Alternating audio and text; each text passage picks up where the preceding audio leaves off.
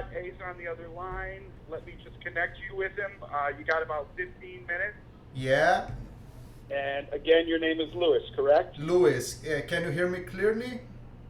Yeah, I can hear you fine. Okay, So thank give me a minute or two, and I will connect you. So just hang on. Okay, no problem. Thank you. Thank you very much, sir.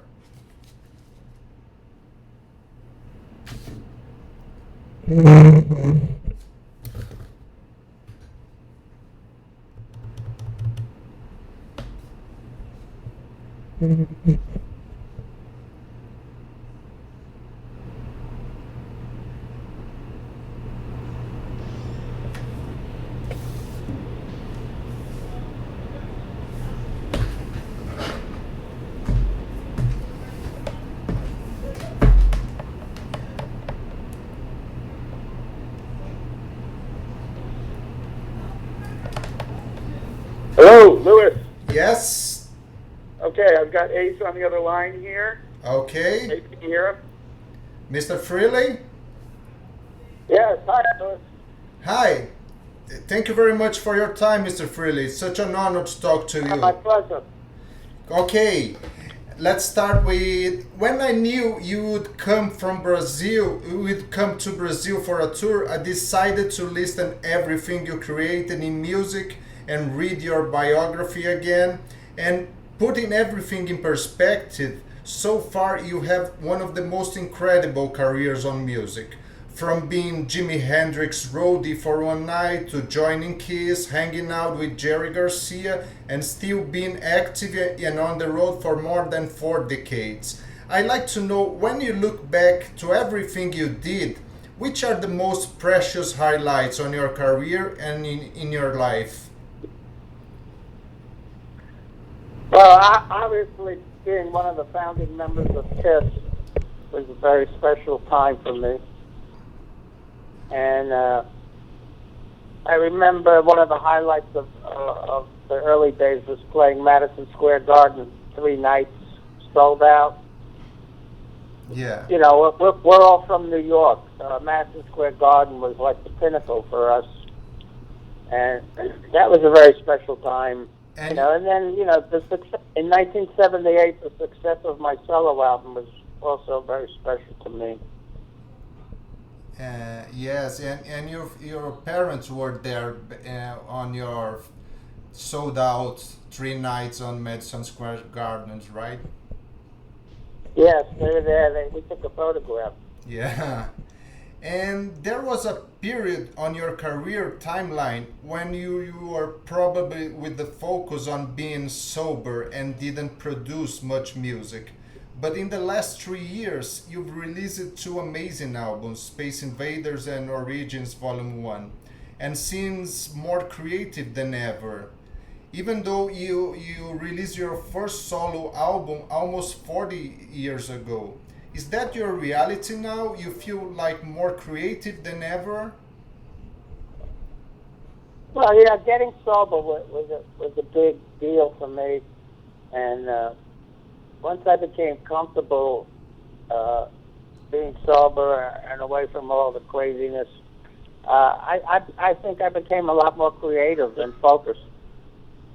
And that kind of explains the fact that, I've done 3 albums in the last 8 years. Yes. And prior to that, I think 20 years went by without a record. Yeah. When you tell your story on your book and in all your interviews, there's a lot of mention on karma and destiny and everything like that. I mean, you never had a guitar lesson in your life and became one of the most influential guitar players ever. I consider that there's a similarity on that. Do you think your approach on music is the same as your approach on life? Not necessarily. I just think, I came from a musical family. Everybody in my family, I was the youngest of 3 children. And, my mom and dad both played piano. My brother and sister both played piano and guitar. Yes. So I was, there was a lot of music going on in the household as I was growing up. So, I was always around music. When I went to church on Sundays, I sang in the choir, and it really wasn't a big stretch for me to pick up a guitar and start playing it, because my brother taught me like 3 or 4 chords, and then I just started listening to records, and I started figuring out music and figuring out songs and figuring out guitar solos, and it just came very natural to me. I didn't have to really struggle like I know some musicians do. Okay, like your nickname AC was because you're natural with the girls, right? Something like that. Yeah. I know you emphasize the title of your book, that you have no regrets in life. But it's been more than 10 years now that you are sober, and your book was released like 6 years ago. If the current Ace Frehley would have the chance to talk to the early 70s Ace Frehley, what would you say to him? Not much, because the Ace in the early 70s was very stubborn and wanted to do things his way. And, when I got to the point in my life when my drinking became a problem, people tried to talk to me, and I wouldn't listen. It's something that has to come from within. You have to get to a point in your life where you just say to yourself, I can't do this anymore. Yeah. And that took a while for me to figure out. Yeah, I get that.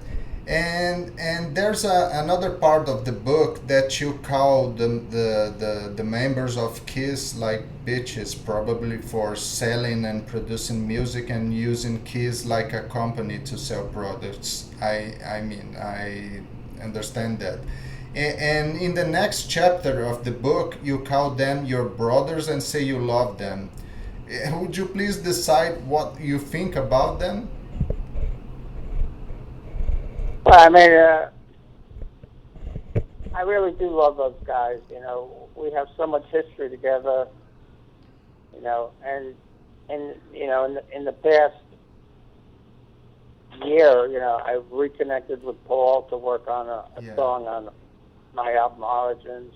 I reconnected with Gene just a couple of weeks ago, and it's been very positive and very healing to reconnect with those guys. Yeah. The future, the sky's the limit. Anything can happen.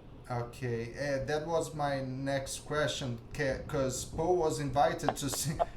Paul was invited to sing in your last record. He participated even on the video, and it seems that there's no hard feelings among you guys. How's your relationship with Peter, Gene, and Paul today? Fine.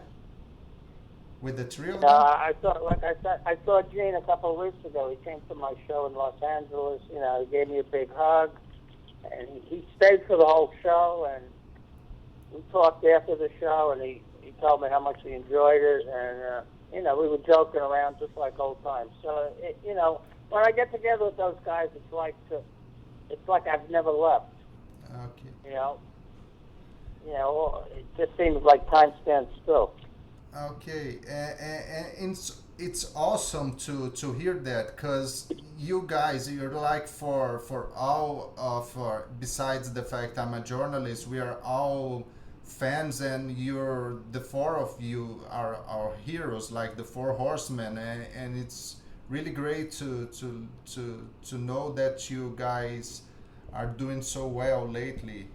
And let's say about the departures from Kiss. When Kiss became no longer a dream job but just a job, you decide to leave the band. Is it correct to see this way your 2 departures from the band?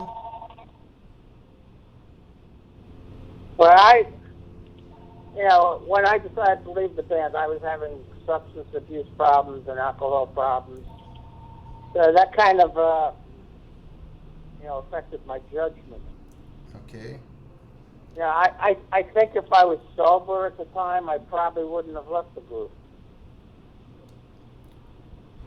Okay, got that. And talking about your tour, this is your first, not your first time in Brazil, because you've been here like in '99 when the first reunion was happening. But this is your first solo tour in Brazil. Are you preparing something special for this tour in Brazil? Well, you know, I've put together the best live band I've ever assembled. You know, I've been touring with for the last 2 years, and we're just going to do what we normally do. You know, it's you know, of course I'm bringing my special effects guitars, my smoking guitar, my light guitar, but you know, we just play hard rock and roll.